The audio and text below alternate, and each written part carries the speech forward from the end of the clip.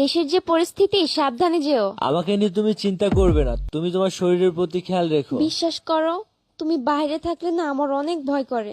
একদম ভয় করো না, আমি অফিসে থাকলেও আমার মনটা তোমার কাছেই পড়ে থাকে। এই সুমাইয়া। জি সাহেব।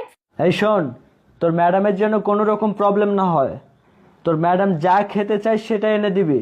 কোনো রকম অবজেকশন যেন তোর ম্যাডাম আমাকে না দেয়, ঠিক আছে? সাহেব আপনি কোনো চিন্তা করেন না, ম্যাডামের যখন যেটা লাগবে তখন সেটাই আইনা দিব।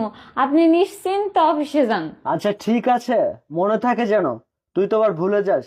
আচ্ছা ঠিক আছে সোনা, তুমি চিন্তা করো না, আমি খুব তাড়াতাড়ি চলে আসবো। আর নিজের দিকে খেয়াল নেবে, হ্যাঁ? আচ্ছা সাবধানে যেও। আচ্ছা ঠিক আছে বেবি, আমি চলে যাচ্ছি তাহলে।